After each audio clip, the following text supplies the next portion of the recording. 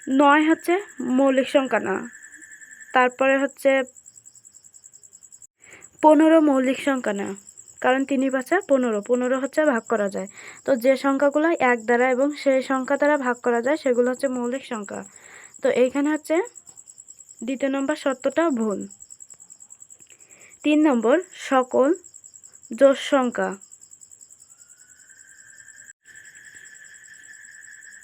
এখানে দেখো 4 ও জোড় সংখ্যা, 2 ও জোড় সংখ্যা, তো এটা হচ্ছে সকল জোড় সংখ্যা, এটা সঠিক। সরি, এটা হচ্ছে হবে, এটা হচ্ছে সকল মৌলিক সংখ্যা। এখানে মৌলিক সংখ্যা দেওয়া আছে 3 এবং হচ্ছে 2, 0, এগুলো হচ্ছে মৌলিক সংখ্যা, এটাও হবে। তো অ্যান্সার হচ্ছে ঘ নাম্বারটা।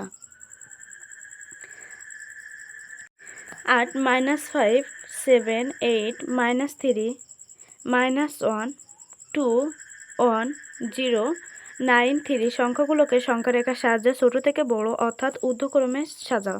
মানে ছোট থেকে বড় সাজাতে হবে। তো চলো আমরা একটা সংখ্যারেখার মাধ্যমে আগে এগুলো চিহ্নিত করে নিই। দেখো প্রথমে দেওয়া আছে -5, তো -5 হচ্ছে এই। তারপরে দেওয়া আছে +7, +7 হচ্ছে এই। তারপরে দেওয়া আছে +8, +8 হচ্ছে এই। তারপরে দেওয়া আছে -3, -3 হচ্ছে এই। তারপরে -1, -1।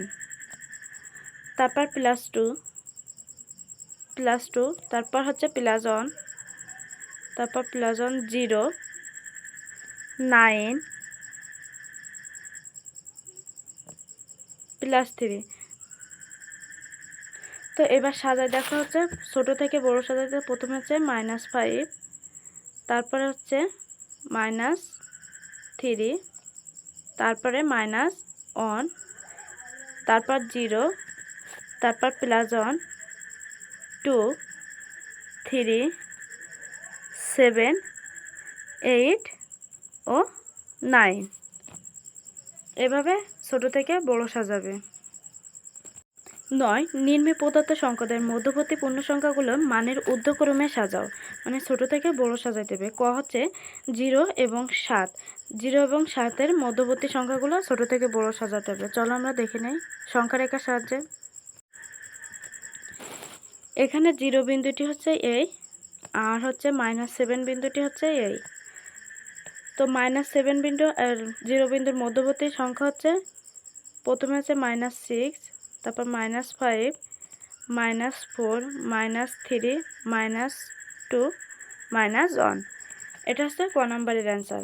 তারপর খ নাম্বারটা হচ্ছে -4 এবং +4। তো -4 হচ্ছে বিন্দুটি এ, আর +4 বিন্দুটি হচ্ছে এ।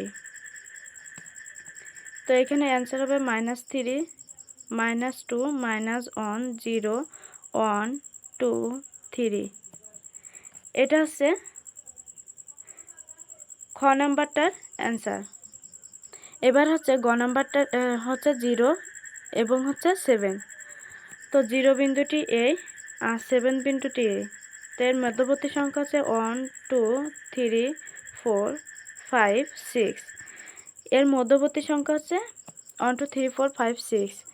30 এবং -23 এর মধ্যবর্তী সংখ্যা। তো এখানে আরও সংখ্যা নিতে হবে হচ্ছে 25। মনে করো এখানে আরও সংখ্যা আছে 30 পর্যন্ত, আর এখানে -23। তো এখানে মনে করো আরও সংখ্যা আছে -23। তো -23 মানে -22 থেকে শুরু করে 29 পর্যন্ত লিখতে হবে। -22, তারপর -21, -20, -19, -18, এভাবে হচ্ছে +22 পর্যন্ত লিখবে। এভাবে হচ্ছে +22 পর্যন্ত লিখবে। 10 নম্বরে ক হচ্ছে -20 এর হতে বড় 4টি ঋণাত্মক পূর্ণ সংখ্যা লেখো। তো -20 এর থেকে বড় হচ্ছে -19, -18, -17, -16। এটা হচ্ছে কয়ের অ্যান্সার। তারপর খ হচ্ছে -10 হতে ছোট 4টি ঋণাত্মক পূর্ণ সংখ্যা লেখো। ছোট সংখ্যা -10 এর থেকে ছোট হচ্ছে -11, -12, -13, -14। এখানে হচ্ছে ছোট সংখ্যা, যেহেতু আমরা জানি হচ্ছে 10 হচ্ছে 10-এর থেকে বড় সংখ্যা 11, কিন্তু এখানে হচ্ছে মাইনাস থাকার কারণে 10-এর থেকে যত বাম দিকে যাবে তত সে সংখ্যার মান কমতে থাকবে। তো হচ্ছে 10-এর বাম দিকে হচ্ছে 11, -12, -13, -14। এই জন্য হচ্ছে 10-এর থেকে ছোট 4টি ঋণাত্মক পূর্ণ সংখ্যা হচ্ছে -11, -12, -13 এবং -14। গ নাম্বার হচ্ছে -10 এবং -5 এর মধ্যবর্তী 4টি পূর্ণ সংখ্যা ঋণাত্মক পূর্ণ সংখ্যা লেখো। তো প্রথমে হচ্ছে -9, তারপর হচ্ছে -8, -7, -6, এই হচ্ছে 4টি 10 এবং 5 এর মধ্যবর্তী 4টি ঋণাত্মক পূর্ণ সংখ্যা। ধন্যবাদ সবাইকে সাথে থাকার জন্য। পরবর্তী ক্লাস দেখার জন্য আমন্ত্রণ রইল। যারা এখনও চ্যানেলটিকে সাবস্ক্রাইব করেনি দ্রুত সাবস্ক্রাইব করে পাশে থাকুন। ধন্যবাদ সবাইকে।